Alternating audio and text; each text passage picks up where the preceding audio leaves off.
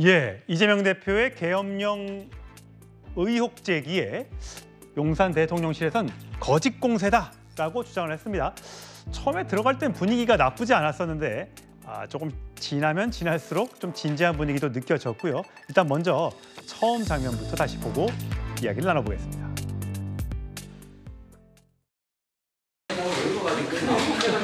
남북 회담하는 것 같아요. 저 딴걸 하시죠. 이거 화난다고 멱살도 못 잡겠네 이거.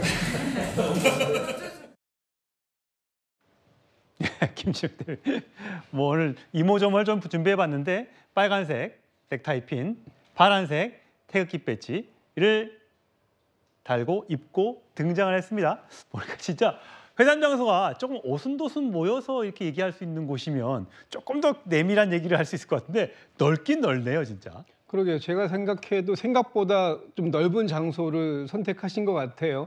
보통 이렇게 원탁 같은 데에서 한 6분 정도면은 한 3분씩 이렇게 양옆으로 돌아 앉으면은 굉장히 좀 다정한 모습으로 오손도손하게 할 수 있는데 지금 테이블 자체가 워낙 크다 보니까 아마도 남북 정상회담을 보는 듯한 그런 모습처럼 느껴질 수 있는데 뭐 회담장의 장소의 테이블의 크기가 문제겠습니까? 얼마든지 진심을 통해서 마음을 전달하고자 했다면 저 테이블의 거리만큼은 반드시 좁힐 수 있었을 거라고 보는데 오늘 그런 정도까지는 이르지 못한 부분이 있었고요. 사실 워낙에 이 주제 자체가 구조적으로 좀 차이를 가질 수밖에 없는 그런 주제들을 오늘 얘기할 수밖에 없었고 그런 사이다 보니까 아무래도 저 테이블의 거리만큼 더 여야의 거리가 느껴지지 않았나 싶습니다. 예.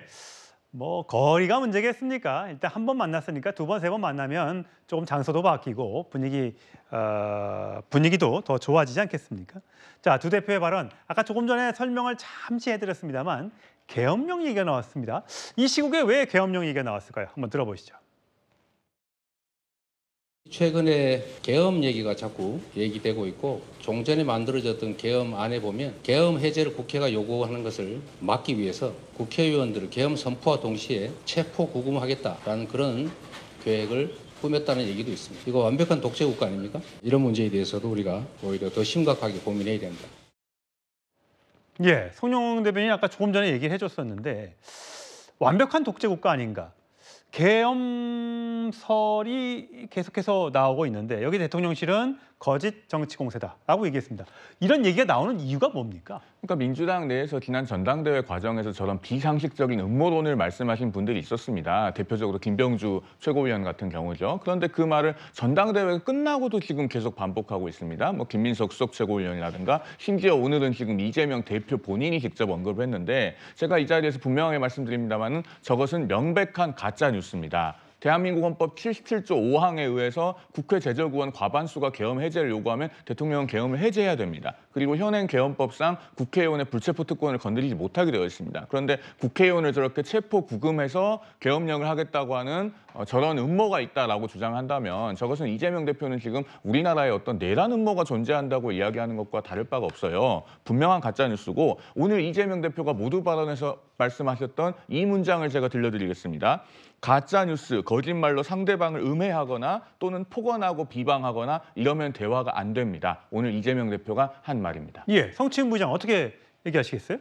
그러니까 저런 이야기가 나오는 게 사실 박근혜 대통령의 탄핵 정국 때 계엄 문건이 실제 작성되었었다는 이야기가 있었고 그리고 이후에 그게 밝혀졌습니다. 그리고 김무성 대표가 뭐라고 이후에 밝혔냐면은 그 당시에 워낙 탄핵에 대한 열망이 높았는데 만약에 탄핵이 기각될 경우 광장은 폭파될 것이다. 그러니까 아마 국민들의 반대 열기로 폭파될 것이다. 그런 경우를 대비해서 계엄 문건을 작성한 것으로 안다라고 김무성 대표가 직접 입으로 얘기를 했었습니다. 그렇기 때문에 과거에 그런 사례가 있기 때문에 지금 대통령에 대한 불만, 국정 운영에 대한 불만 이런 것들이 고조되고 있는 상황에서 혹시나 또 그런 것이 있을 수 있는 것 아니냐라는 말이 나왔던 것이고 그리고 또 그것을 구체적으로 이야기를 했던 이유가 그 당시에 얼마 전에 있었던 뭐 국방부 장관과 안보실장과 그리고 안보특보를 설치하면서 갑자기 사람들이 예측하지 못했던 조금 비정기적인 인사 교체가 있지 않았습니까? 그 과정 속에서도 이런 것들을 혹시 뭐 준비하는 것 아니야라는 의혹들이 있었기 때문에 저는 이것들이 의혹이기를 바랍니다. 그 의혹에 그치는 것이길 바랍니다만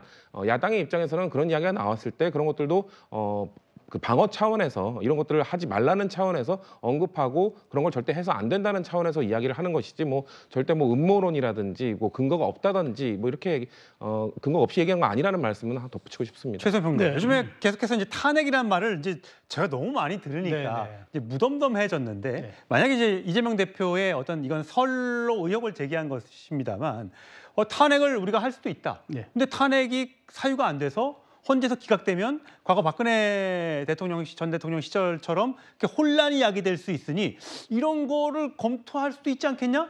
탄핵을 염두하고 이렇게 얘기했다라고 해석하는 분들도 국민의힘 지지층에서 있는 것 같아요. 네네. 어떻게 그러니까 보세요? 제가 느낄 때 지금 이재명 대표가 이 얘기를 하면서 왜 종전에 만들어졌던 걸 얘기합니까? 지금 마치 이 얘기를 앞에 조금 잘못 들으면은 지금 마치 윤석열 대통령 측이 지금 추진하거나 혹은 도입하려는 걸로 알아요. 근데 종전에 만들어진 게 아마 이것도 사실은 나중에 그 근거 없음으로 밝혀졌습니다. 그렇게 많이 조사했는데도. 자, 저는 여기서 요즘에 20, 30대에서 요즘 밈이라는 해서 짧은 예. 동영상이 도는데 가장 유행하는 말들이 이거라는 겁니다. 누가 뭐 좀 잘못하고 뭐 하잖아요? 그럼 탄핵하라. 그다음에 누가 뭘 좀 실수하잖아요? 그럼 특검하라.